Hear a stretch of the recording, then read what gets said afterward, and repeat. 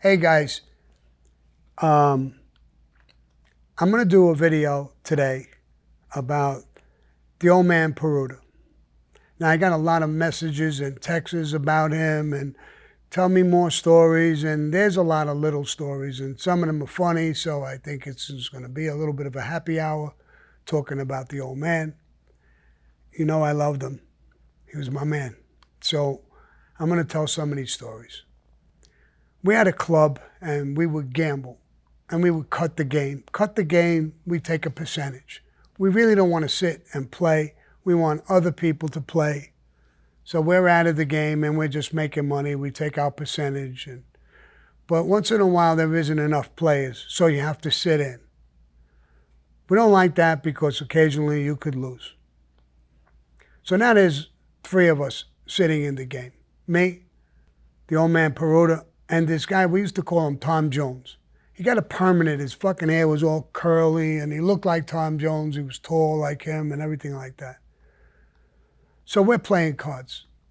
Nobody walked in, nobody jumped in. There was one or two guys there. And I said, wow, we're only playing $1 to $5. Small game, we don't want to, we're just friends. We're trying to get the game going. And I'm stuck already like 200, whatever it was. And I said something. I says, I hope this game starts. And I'm stuck 200.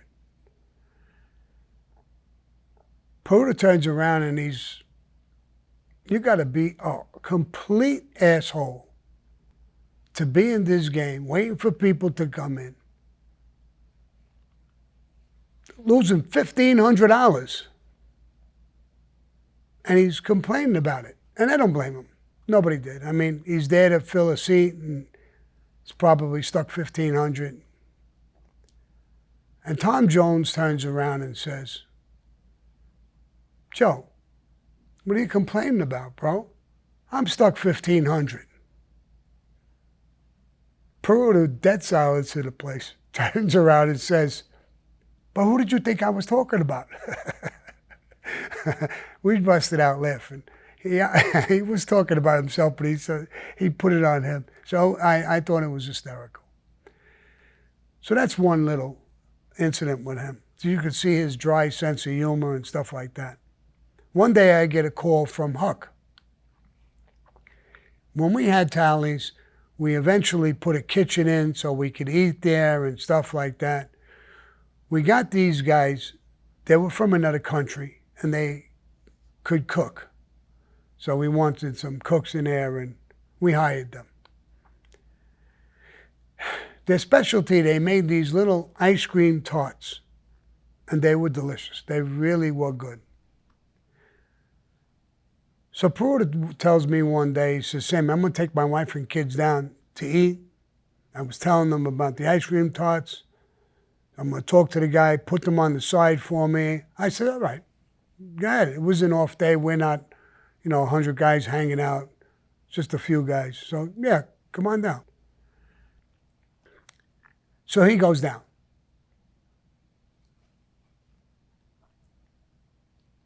He orders dinner. Him and his family, they're eating. And he tells the chef, give us dessert. Give us the ice cream tarts. So the guy says, we don't have any. Paruta gets really, really hot. I told you that I was coming there with my wife and kids to put them on the side. The guy gets a little nervous. He said, well, I did, Mr. Paruta. I did. But Huck ate them all. Fat fucking Huck ate all the ice cream tarts. So I get a call to come down. What's the matter? Paruta wants to kill Huck. I said, Paruta wants to kill Huck. I didn't know the story of what happened yet. So I come flying down. Huck is one of my guys in my crew. So I grab Paruta. What happened, bro? You can't kill Huck. He's one of us. What happened? What did he do? He ate the fucking ice cream tart, Sammy. I promoted this with my wife, my kids. I felt like a complete jerk-off. You gotta let me kill him. You want me to give you permission to kill Huck because he ate the fucking ice cream fucking tarts. I said, Joe, I could picture walking into Paul Castellano or Tato and telling them I want permission to kill Huck because he ate the ice cream tarts. I think they'll kill me on the spot. I'm not going to get permission for this. And I was laughing. It was a joke. I had no intentions. But he wasn't joking. He was serious as cancer. But that was Joe Paruta. So he was the best. One of the best. Very serious, very always like that. He don't like nobody. He really only liked a couple of guys. Me, Sammy. So that's another one of his stories. Another story is where by Doc's bar. And the bar was above the sidewalk level, you know, a step up. I walked out, I was on the sidewalk, and he stood on the step. Now it's another, 6, 7 inches, 8 inches higher, and he's standing way above me. And I'm standing on the sidewalk, and I'm looking up at him, and I'm talking to him. And one of the neighborhood people, a guy, comes walking over. And he's drunk. He's wobbling there. He's obviously drunk. We knew him, neighborhood guy, come in the bar once in a while. We allowed some, even though they weren't part of us, we allowed some of the neighborhood people, we knew they weren't cops or agents or anything, we allowed them to come in the bar and drink every once in a while. So he walks over and he says to Paruta, who do you think you are? Why are you standing up on that thing, talking down? So Paruta said, what'd you say? The guy repeats it. It gets a little uppity, a little nasty. So I told him, listen, whoa, shut your fucking mouth. What do you care where we're standing? Paruta puts his hand near his waist. I know what's in there. No. I told him, no. Don't do that. Don't even think of that. Well, what is he going to do?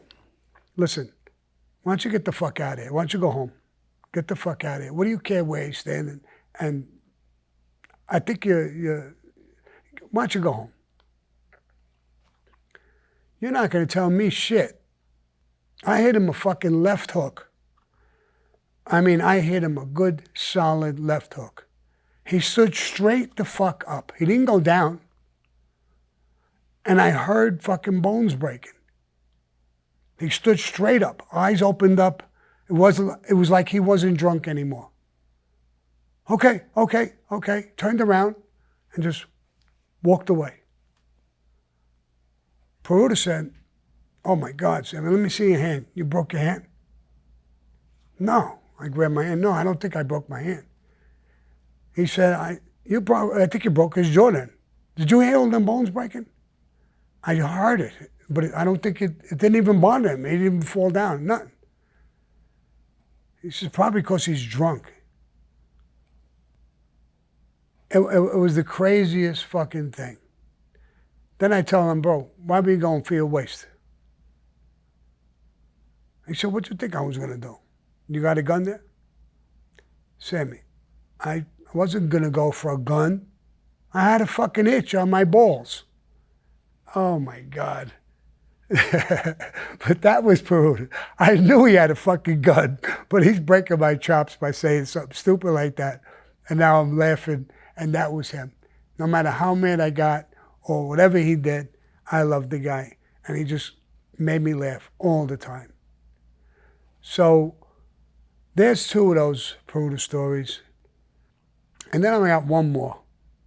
Show you how much other guys, Frankie the Chico, loved him. Boozy, all them guys loved them. I told you a story with Boozy's car one time, so I won't tell that again. Frankie the Chico comes to me and says, Sammy, we're going to go on a heist. Paruta, I understand, is a lock picker. He knows how to pick locks real good. You mind if I use him? No. If Paruta wants to go ahead. So Paruta goes on this score with them. He's a professional lock picker. I never knew that, to tell you the truth. But Frankie takes him there, and they get to a place, and there's a door. And Frankie says, that's the door. There's a bottom lock and a top lock. See if you get that open. And we'll watch while you're doing it. Paruta says, okay. Walks to the door. And with a swift kick, the door goes flying open. He turns around to Frankie the Chico and says, here you go. Frankie tells him, I thought you were a lock picker. What the fuck is that? I could have did that, kicked the door. He says, it's open. What the fuck is the difference? So Frankie comes back and tells me the story. I'm hysterical laughing. So he says, and he has the balls, he's asking for an end. But Frankie gave him an end because Frankie loved him and everybody loved him. You had to know Paruta, and if you knew him, you had to love him. He was there all the time, right there to help you, to do whatever he wanted. That night, want to hit that guy, I think if he would have hit me back, he would have probably shot him. So that's Paruta. He's funny, but he's tough. He's no joke. But to us, he just brought life to the party all the time, always saying things or doing things and this and that and the other thing. I'm going to give you one more that I just thought of. When we did the Castellano hit, at one point I told us in my podcast that we were going to use him to be the shooter in the diner. We changed our mind, we didn't use him for different reasons. So when I told him, Paruta, you're going to go into the bathroom, there'll be a shotgun in there. We'll have it planted. You'll go in, you'll take the shotgun. Tommy, Bilotti, and Paul sit right near the bathroom. When you come out, you'll put a mask on. You'll come out with that shotgun and blow them away. Okay, Sammy. Good. You're okay. Of course I'm okay. But do I have to just go straight into the bathroom and come out and kill them? Yeah. I can't have a hamburger or something? Oh my God. Bro, are you for real? You want us to get you a fucking hamburger and put it in the bathroom for you? That's fucking nuts. But he was joking, as usual. A serious thing like that, he makes light of it. So that's Paruta. And if you like the Paruta stories, hit like, subscribe all the time.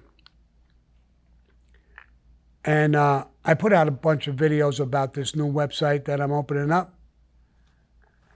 We're gonna put out a lot of information about it. You're gonna love the content, the stories, the things that are gonna come out on that. Join that, be part of my family, be with me, especially all you subscribers. You guys will love it. It's $3 a month, nice and cheap. 10 cents a day. I want to remind you cheap asses, that's 10 cents a day, bro. So come and join me there and my team who are working feverishly. And I usually say adios, motherfucker, but I don't want to say that right now because most of the Hispanic people love that. And I want to tell those Hispanic people that I got a Puerto Rican with me now, Big Papi. So adios, Big Papi, motherfucker.